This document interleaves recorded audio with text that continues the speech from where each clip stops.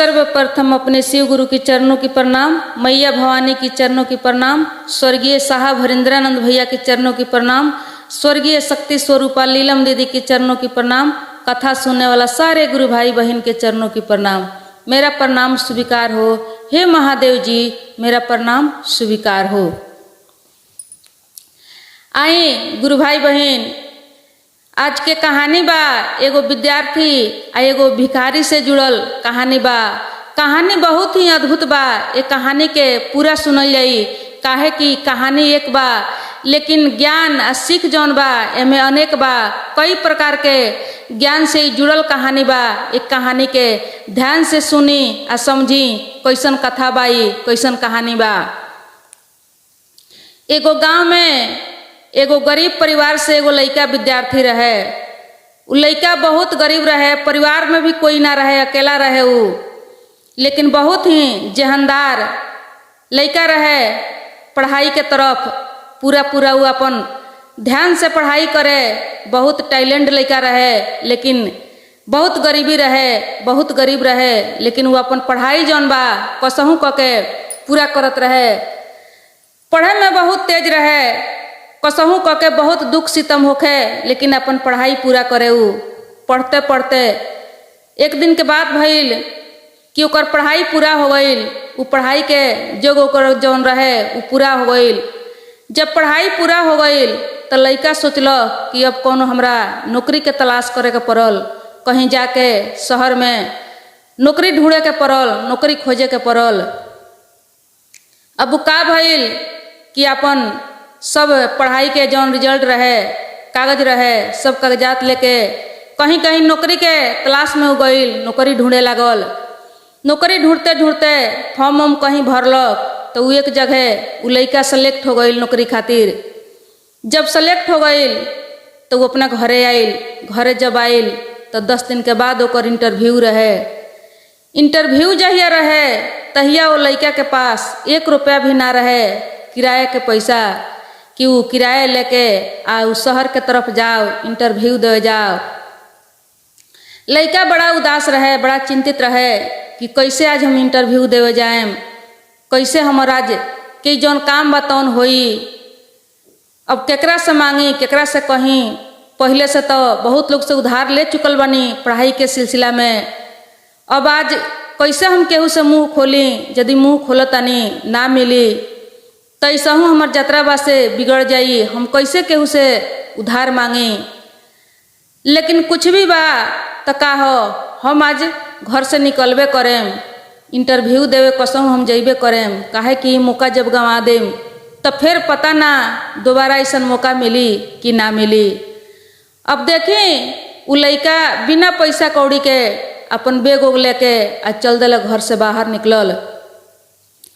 जब घर से बाहर निकलल तो गईल एगो बस लौकल। बस में जब लड़का जाके बैठल तो बस वाला वो लड़का से भाड़ा मांगलक, लेकिन वो लड़का के पास भाड़ा ना रहे। कहलक कि हमरा पास 1 रुपया नहीं खे, हमरा के थोड़ा सा मदद करी, सहयोग करी, हमार आज इंटरव्यू बा, हम इंटरव्यू खातिर जातानी। लेकिन वो बस वाला जौन रहे, बस के कंडक्टर जौन रहे, वो बस से उतार दिलक। कहलक कि ना, बिना पैसा के, बिना किराए के ये गाड़ी ना चलेला, ये गाड़ी में चले खातिर किराया चाही। अब लड़का उदास होकर उतर गईल, बहुत चिंता भइल। सोचलक कि बगल में एगो शिव जी के मंदिर है, वो गांव से बाहर एगो शिव के मंदिर है। वो शिव जी के मंदिर में कहलक कि हम तो कहियो पूजा पाठ नहीं कैले, लेकिन सुनले बानी कि शिव जी बड़ा महादानी हवन, सबकर मुराद पूरा करेलन। आज हम उन्हीं के दरबार में चलतानी, जौन होई तौन उहे करिहन। उनकर इच्छा होई तो हम इंटरव्यू देवे जाएम, उनकर इच्छा ना होई तो हम ना जाएम। अब वैसा ही मन में आस लेके महादानी के मंदिर में उ चल दिलो। कहलक कि शिव जी बड़ा दानी या महादानी लोग कहेला कि हवन, चल तनी आज उन्हीं के जिम्मा हम अपन काम लगावे। अगर उनकर इच्छा होई, उनकर चाहत होई तो हमर काम होई, ना चाहिए तो ना होई, उन्हीं के जिम्मा में चल के हम डाल देता नहीं। अब देखी लड़का वहाँ से चल गई मंदिर में। मंदिर में जब गईल तो मंदिर के गेट पर एगो भिखारी के ऊ देखलक। भिखारी के जब देखलक तो ऊ भिखारी के बड़ा गौर से देखे लागल, बड़ा गौर से निहारे लागल। पाछा घूम के आ ऊ एक सुर से वो भिखारी के ओर ओकर नजर हो गई। कुछ देर तक जब भिखारी के बहुत गौर से निहारे लागल तो भिखारी भी वो लड़का के देखे लागल कि पता ना ये लड़का काहे हमरा के इतना गौर से देखता, का बात बा, काहे निहारता। दोनों के आँख एक हो गई, आँख में आँख मिल गई। तब जाके वो भिखारी जौन बा वो लड़का से पूछता कि बाबू तू के हुआ, का हुआ, काहे ऐसे हमरा के निहारता रहो, बहुत देर से देखतनी कि तू हमरा के बड़ा गौर से निहारता रहो, का कारण बा। लड़का कहलक कि देखी हम रउआ के ऐसे निहारतनी कि रउआ भिखारी बानी तो हम महा भिखारी बानी, रउआ से बड़ भिखारी हम बानी। वही से रउआ के राउरी हाल देख के हम रउआ के निहारतनी, रउआ के देखतनी। भिखारी कहले कि हम समझत नहीं खी एकर अर्थ का भइल, कह के हमरा के समझाओ। कहलस लड़का कि देखी रउआ भिखारी बानी तो हम महा भिखारी बानी, ऐसे कि आज हमार इंटरव्यू बा, आ इंटरव्यू देवे जाए खातिर हमरा पास में 1 रुपया नहीं खे किराया तक कि हम जाई। वही से हम कहतनी कि रउआ तो भिखारी बानी लेकिन हम महा भिखारी बानी। अब आइल बानी भोले बाबा के मंदिर में आस लगा के, भोले बाबा जौन करिहन उहे होई। भिखारी सुन के बड़ा उदास भइल लड़का के बात। भिखारी के हृदय जौन रहे वो हृदय में दया के उत्पत्ति भइल। भिखारी कहले कि देखो तू उदास मत होख, निराश मत होख, तोहर इंटरव्यू जरूर होई। वो भिखारी अपना झोरिया से निकाल के पैसा दिले। पैसा जब निकाल के गिने लगलन तो 2500 रुपया निकलल। 2500 रुपया निकाल के आ कहले कि लो है पैसा लेके तू जा, इंटरव्यू देवे जा, तोहर इंटरव्यू ना रुकी। हमर आशीर्वाद बा, हमर दुआ बा कि तू इंटरव्यू में पास हो जाइब, सफल हो जाइब, तोहर भविष्य बन जाई, तू है पैसा लेके जा। लड़का बड़ा अचंभित भइल कि एगो भिखारी के इतना बड़का दिल। लेकिन लड़का के पैसा के जरूरी रहे। महादेव जी के कृपा समझ के लड़का पैसा उठौलक, पैसा लेके चल देलक। शहर के तरफ बढ़ लागे गइल, जाके इंटरव्यू देलक। इंटरव्यू देलक तो लड़का पास हो गइल। जब पास हो गइल तो भिखारी के बहुत बहुत धन्यवाद देवे लागल कि आज ये भिखारी के वजह से हमार इंटरव्यू भइल, हम पास हो गइल बानी। हमार जब नौकरी लग जाई, हम जब नौकरी में ज्वाइन हो जाए तो सबसे पहिलका हमार तनख्वाह जौन मिली तो हम वो ले जाके भिखारी के देम, भिखारी खातिर कुछ हम खर्चा करेम। ये सोच बना के लड़का गइल। 2-4 दिन के बाद गइल तो सोचला कि हम पहले चलतनी वो भिखारी के दर्शन करे, भिखारी से भेंट करके कहेम कि हमर इंटरव्यू जौन बा उ जारी हो गइल, हम पास हो गईनी, हमर नौकरी अब हो जाई। अब जब मंदिर में गइल, उ लड़का मंदिर में जब जाता तो देखता कि भिखारी नइखन लौकत। लेकिन जहाँ भिखारी बैठत रहलन वही जगह बहुत बड़ भारी भीड़ लागल रहे।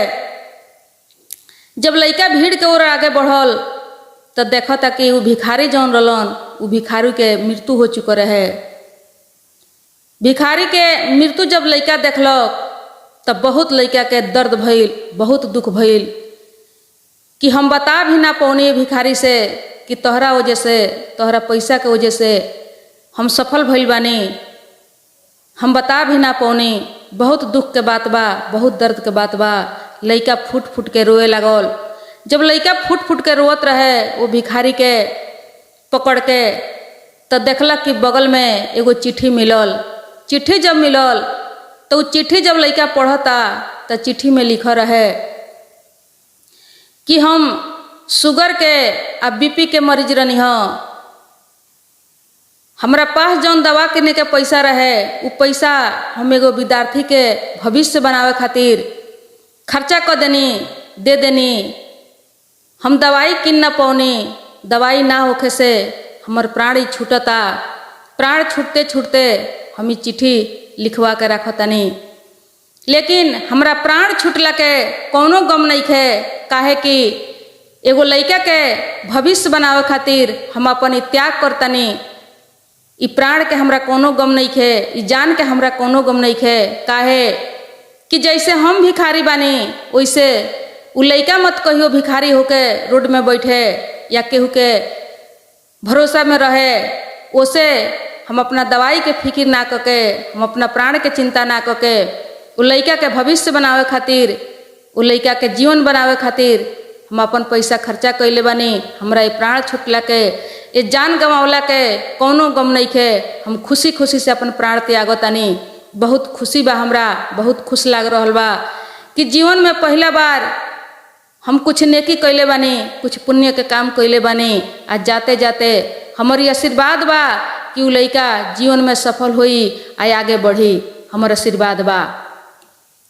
अब देखी जब चिट्ठी लड़का पढ़ता, ऐसन चिट्ठी तो लड़का के हृदय जौन बा, दिल जौन बा, एकदम का बतावल जाओ कि हमरा वो लड़का के का बीतल।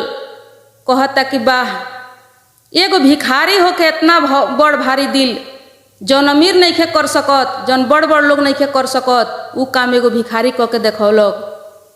कितना बड़ भारी त्याग कैले बा कि अपन दवा के पैसा हमरा भविष्य बनावे खातिर, हमरा नौकरी खातिर ई भिखारी खर्चा कर देलक। कहता कि कोई गम नहीं खे, बहुत खुश बानी, हम जीवन में पहला बार ऐसा काम कैले बानी। लड़का बहुत दर्द महसूस कैलक, लड़का फुट फुट के रोवल। ले जाके उनकर दाह संस्कार कैलक। दाह संस्कार कैला के बाद में लड़का ज्वाइन भइल, नौकरी में जब जाके ज्वाइन भइल, सबसे पहिलका तनख्वाह जौन मिलल, वो तनख्वाह से ओम शिव मंदिर में वो भिखारी के उ लड़का मंदिर बनवलक। मंदिर बनवा के उनकर मूर्ति स्थापित करवलक।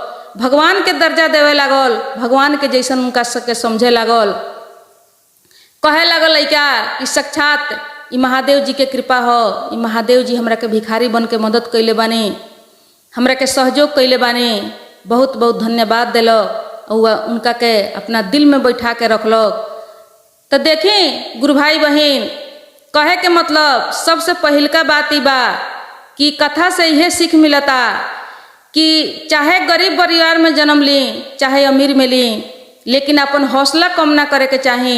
अपन पढ़ाई लिखाई होके या कोनो काम में आगे बढ़तनी तो गरीबी के लेके पीछा मत हटी, आगे बढ़े के कोशिश जरूर करी।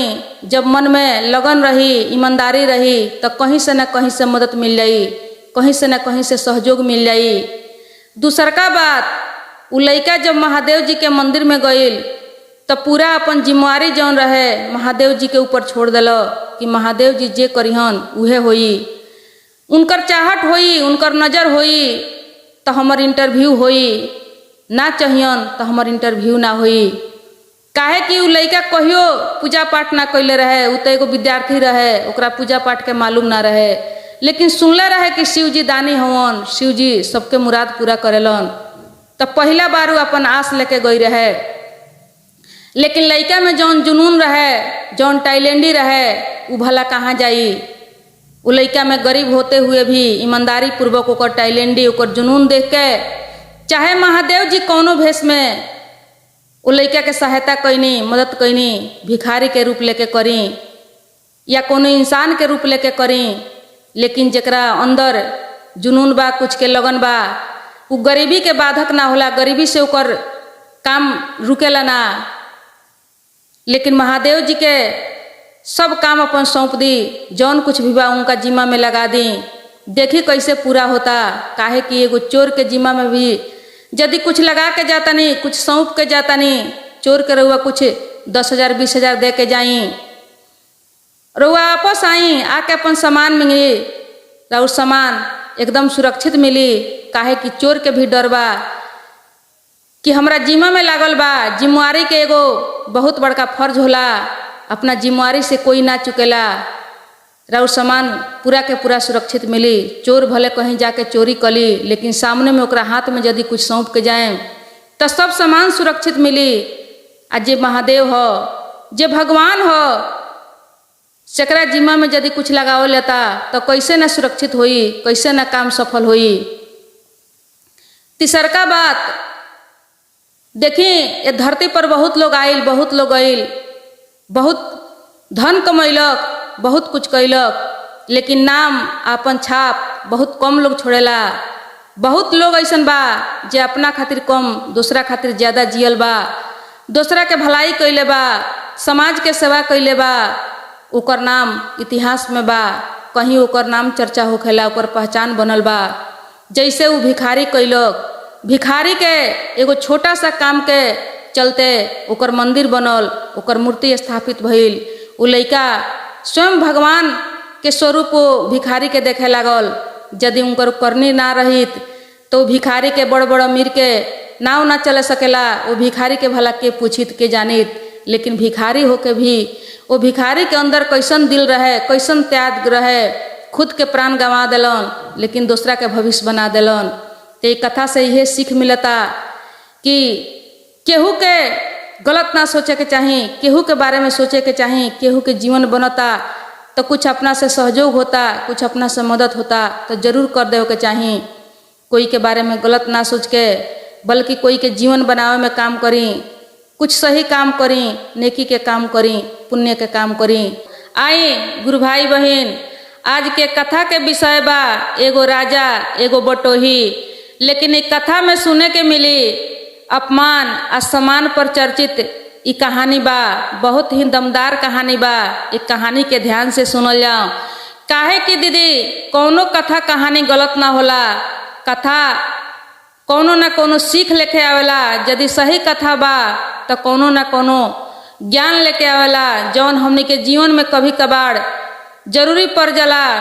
जैसे घर में कौनो सामान बा, यदि कौनो घर के सामान के संभाल के रखल जाता जी कभी ना कभी काम लगी आवेला दिन में, ओकरा के छोट या कमजोर ना समझल जाला। संभाल के जब रख दियाला तो देखी बहुत इमरजेंसी में चाहे समय कितनो लग जाए लेकिन वो सामान के जरूरी एक दिन जरूर पड़ जाला। वही तरह के यदि कथा कहानी सुनले बानी, कुछ समझ बा, कुछ ज्ञान बा, तो जीवन में हमने के बहुत परेशानी कठिनाई चढ़ाव उतराव आवेला।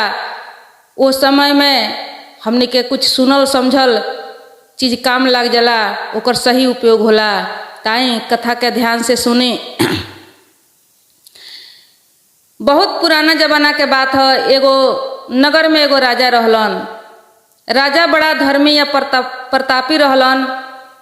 राजा अपना देश के प्रजा के बड़ा सुखी राखस, बड़ा ख्याल राखस। वो लोग के प्रजा जौन रहे राजा से संतुष्ट रहे, सुखी रहे, बहुत खुश रहे अपना देश के राजा से। अब बहुत वो राजा के चर्चा पर चर्चा होके, मान बढ़ाई, कहीं उनकर नाम होके, प्रशंसा होके।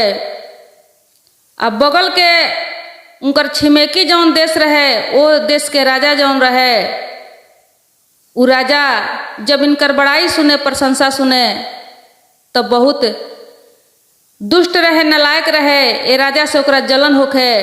काहे कि वो अपना देश के प्रजा के वो सुखी ना रखे। वो देश के प्रजा जौन रहे वो बार बार ए राजा के देश के प्रशंसा करे, बड़ाई करे।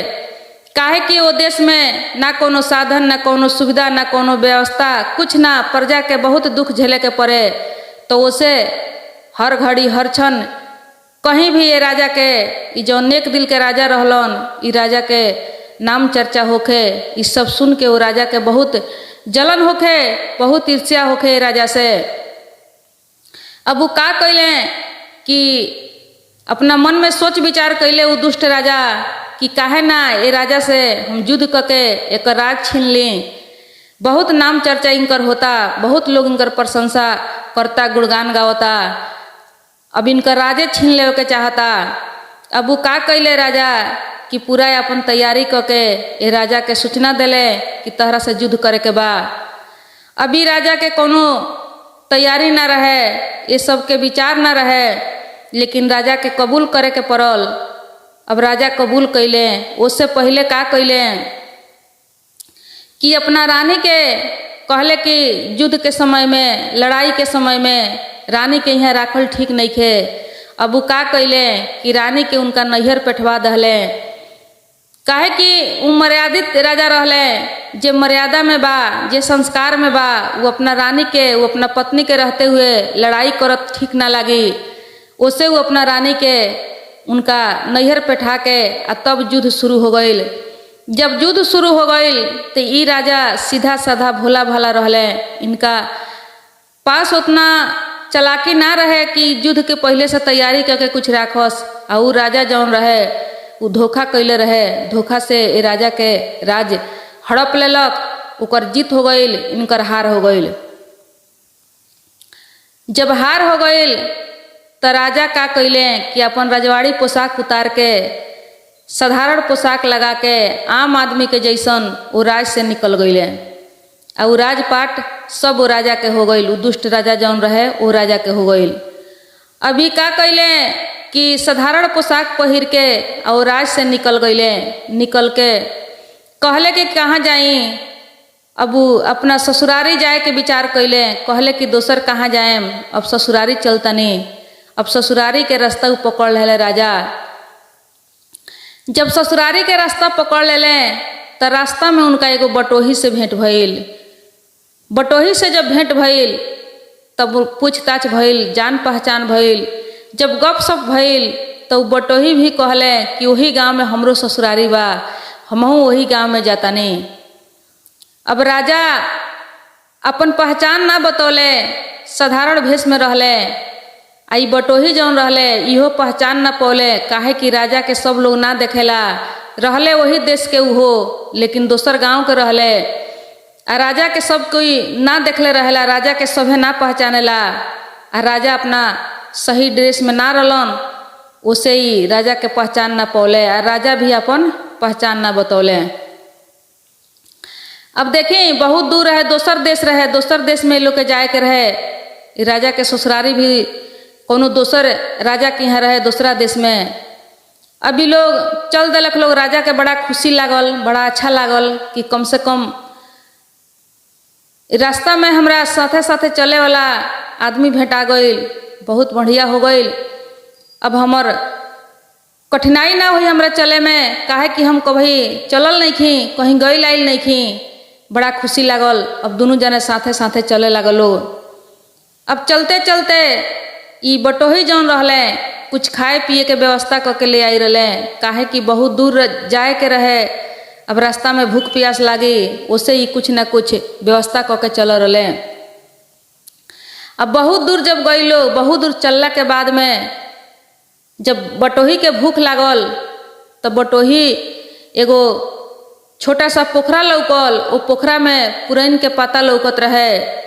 अब वो पुरैन के पत्ता देख के वही जब रुक गईले। और रुक के उ राजा से कहले कि हो पोखरा में जौन हो पत्ता लौकता, वो पत्ता में से तूर के लिए आओ, कुछ नाश्ता पताई हो जाई, ओकरा बाद फिर चलल जाई। अभी बहुत दूर जाए के बा। अब राजा गईले, राजा के भी भूख प्यास लागल रहे। तो राजा गईले जब वो पोखरा में, तब पुरैन के 2 गो पत्ता तुरले। कहले कि एगो में खुदे खई हैं आ एगो में हमरा के जरूर दी हैं। काहे कि जब संगत में बानी से तो छोड़ के तो ना खई हैं। अब 2 गो पत्ता तुर के ले अइले।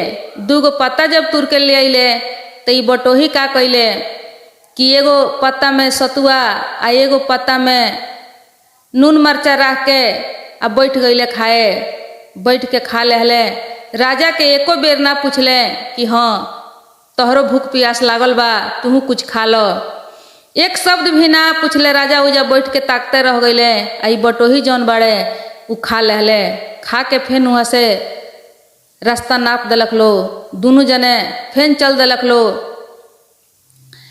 जब दोनों जने चल दिलक लो तो राजा अपना मन में विचार कैले कि हो सकता ये बटोही के 2 गो पत्ता में खाए के आदत हुई, वही से शायद हमरा के ना दे पौले हैं।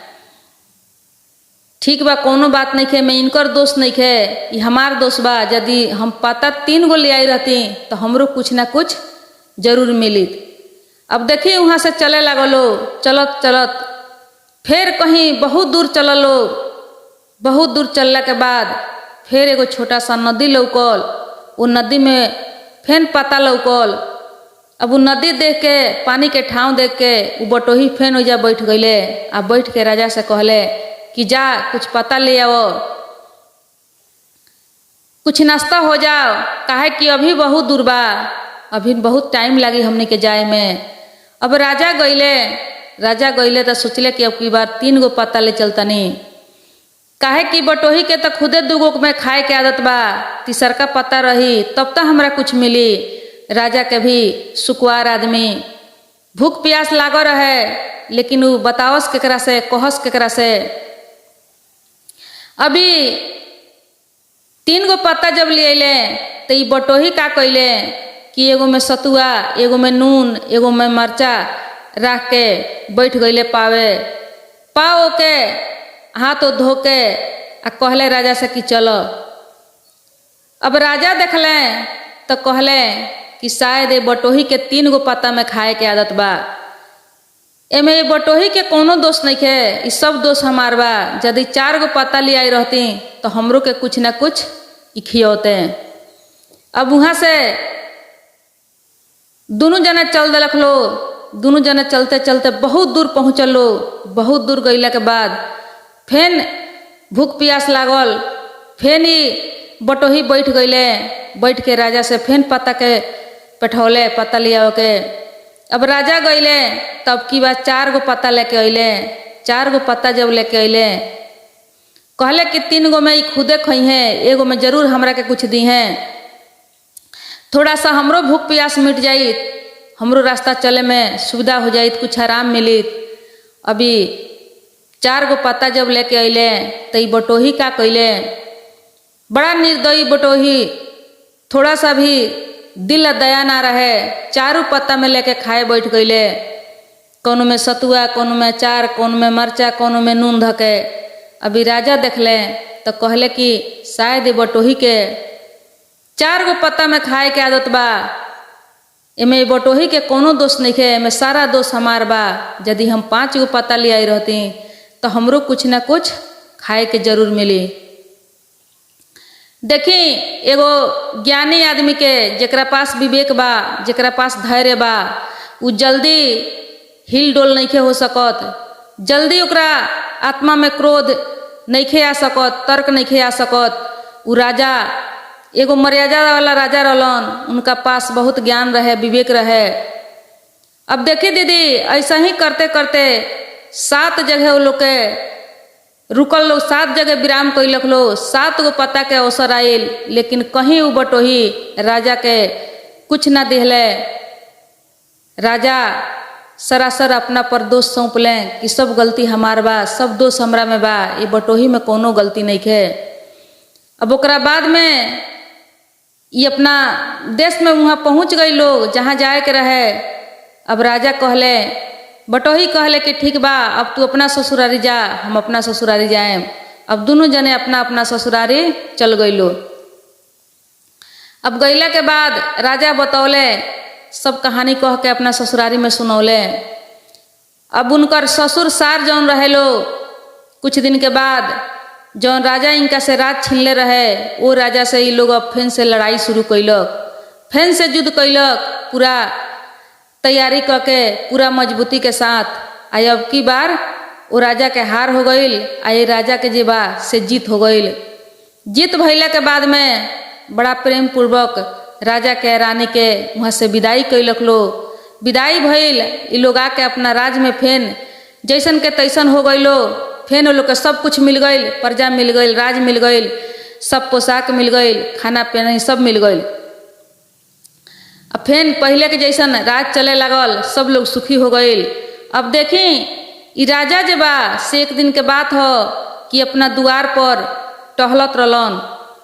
जब टहलत रहलन तो वही रास्ता से ई बटोही जौन बा चल जात रहलन, जौन बटोही राजा के भेंटाई रहलन ससुरारी जात में। अब वो बटोही के जब राजा देखलें तो राजा चिन्ह गईले। राजा जब चिन्ह गईले तो वो अपना सैनिक लोग के तुरंत पेठौले कि जौन हो आदमी जा रहल बा, वो आदमी के जल्दी पकड़ के हमरा सामने ले आवे के। अभी सैनिक लोग दौड़ल गईल आ जाके वो राजा के बटोही के पकड़ के कहलक लोग कि राजा साहेब बुलौनी ह। अब राजा साहेब के नाव सुन के बटोही डर गईले कि हम तो कोनो चोरी कोनो गुनाह गलती नहीं कैले, फिर भी राजा हमरा के काहे बोलावतारन, हम कुछ नहीं कैले। दोनों कर जोड़ के सैनिक लोग से कहे लगले, लेकिन सैनिक कहलक लोग कि हमनी के मालूम नहीं खे ये सब के का कहानी बा, सिर्फ हमनी के राजा कहले है बोला के लिए के। अब डराते डराते देखी ई बटोही अइले राजा के पास आके करजोर के पूछले कि हे राजा साहेब कौन गलती भइल बा हमरा से, कौन गुनाह भइल बा। ई राजा के चिन्हत नहीं खन, काहे कि राजा के अभिन वेशभूषा जौन रहे वो दोसर रहे। वो समय में जब इनका से भेंट भई रहे उस समय के वेशभूषा जौन बा तौन अलग रहे। वेशभूषा से पहनाव ओढ़ाव से आदमी बदल जाला, ओकर पहचान अलग अलग हो जाला। कहाँ रजवाड़ी आ कहाँ एगो भिखारी के ड्रेस रहे ओबरा। अब राजा कहले कि कुछ ना, रउआ कुछ गलती नहीं कैले। बहुत सुंदर ले जाके अपना आसन पर राजा बैठाओ तारे। अभी बटोही बा से चकित बाड़े कि का जन जे राजा हमरा के का करी है ना करी है, ई काहे ई हमरा साथ का होता।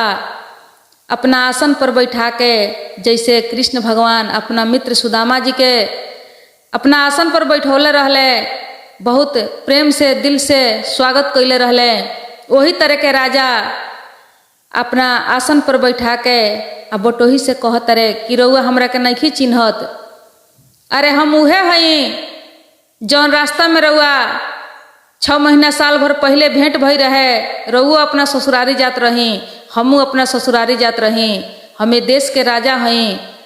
रउआ तो पता रहे कि राज दोसर कोई छीन ले रहे, तो हम आम ड्रेस में, हम साधारण ड्रेस में ओहबरा रहनी, अपना ससुरारी जात रहनी, रउआ हमरा के ना चिन्ह पौनी।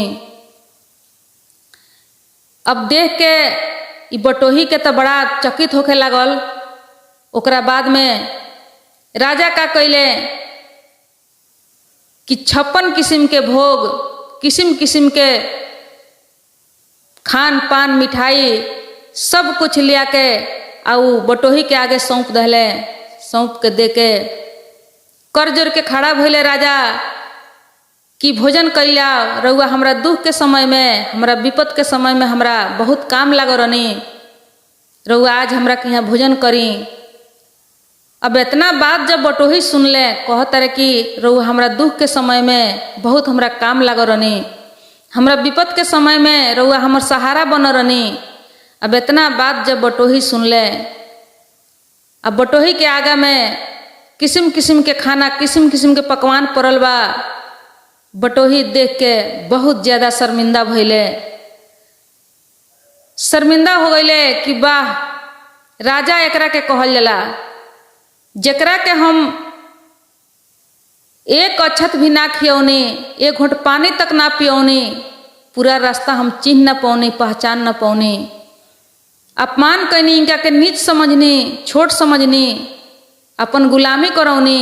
आ ऊ आदमी कहता कि रउआ हमरा दुख के समय में बहुत काम लागो रहनी। इहे फर्क बा हमनी के छोट में आ राजा में।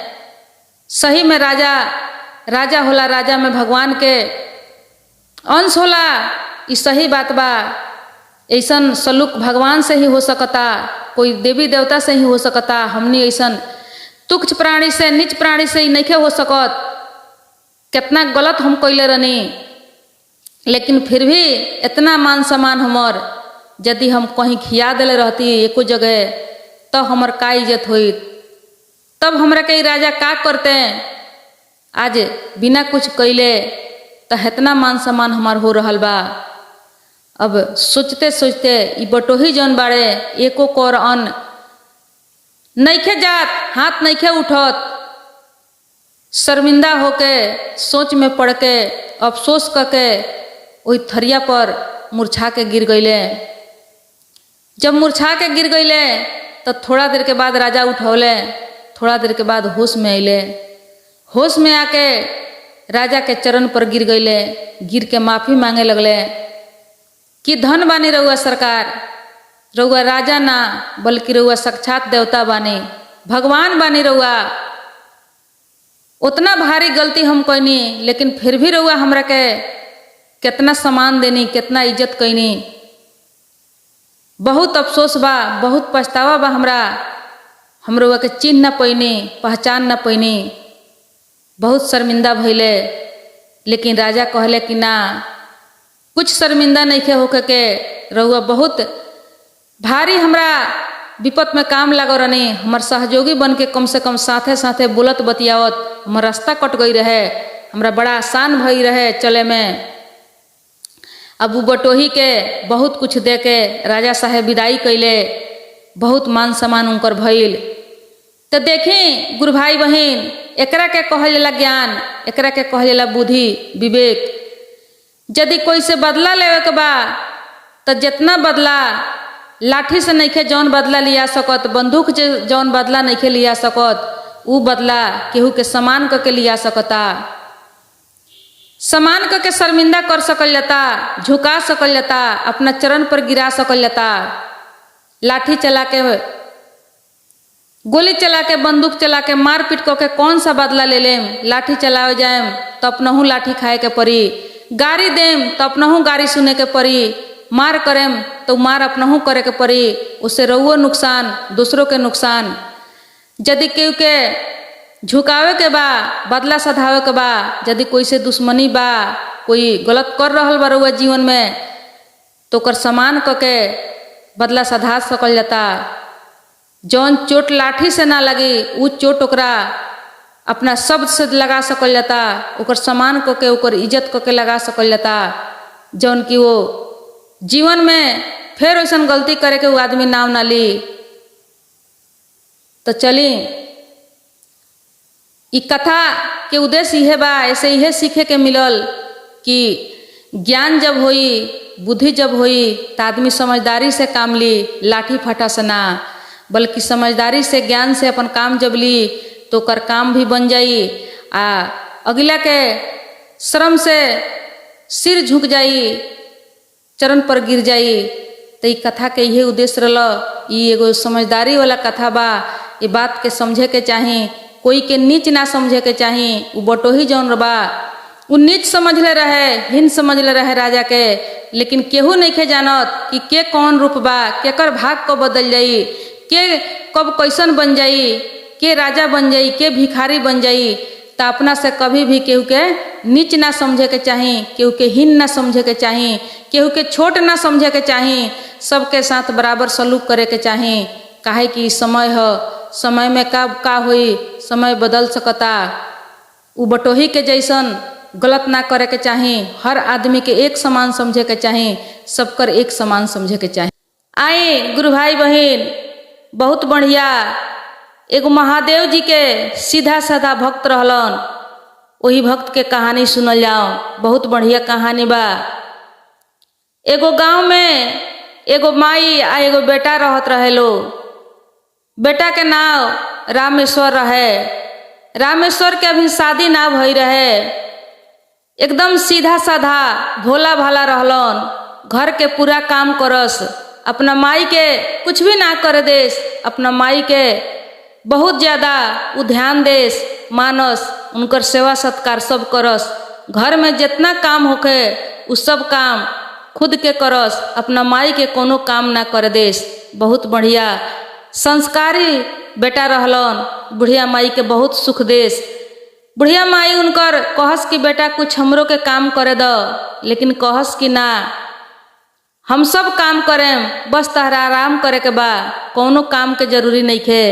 तोहर बेटा चाहे बेटी जे कुछ भी बा उ हम ही बानी, तोहरा कोनो काम कैला के जरूरी नहीं खे। माई कोनो काम अपना माई के ना करे देस।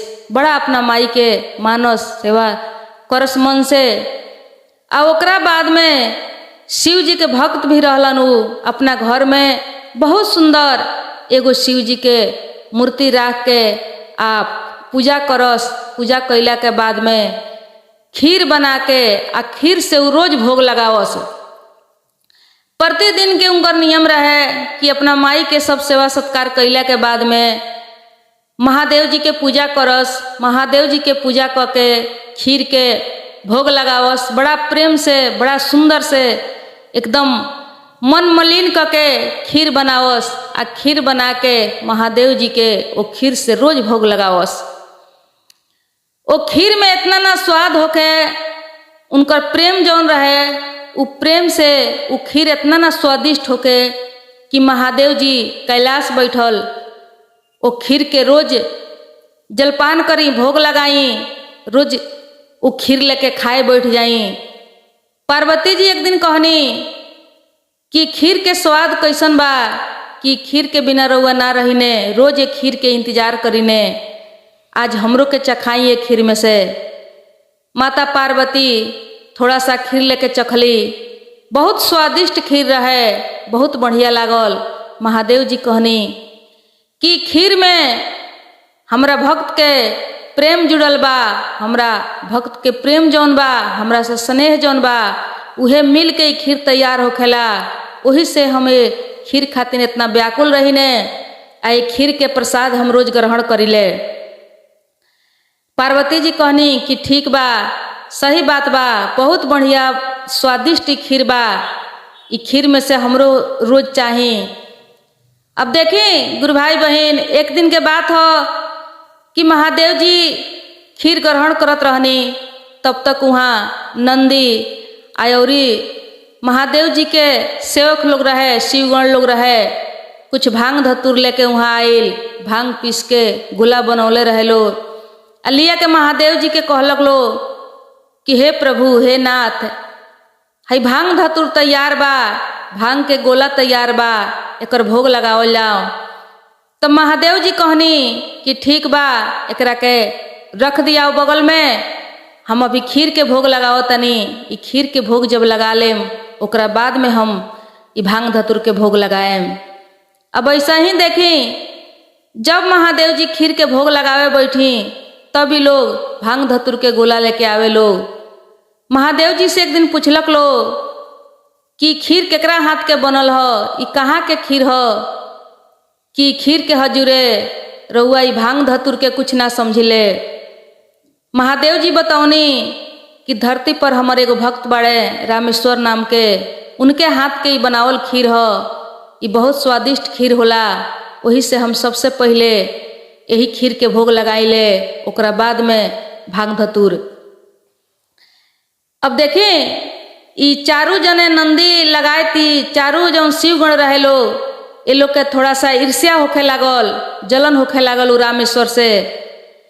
ये लोग सोचलक कि ई रामेश्वर के भक्ति में कौन ऐसा शक्ति बा कि महादेव जी देखतनी कि रामेश्वर के ओर खिंचात जातनी, हमनी के और कोनो ध्यान ना कोनो नजर नहीं खे, हमनी के बनावल हाथ के ई जौन भांग धतूर के गोला बा, ई भोजन बा, ए पर महादेव जी के कोनो नजर नहीं खे, स्वयं नजर बा तो रामेश्वर के हाथ के खीर के और ध्यान चल गई बा महादेव जी के, हमने ओर से नजर हटत जाता।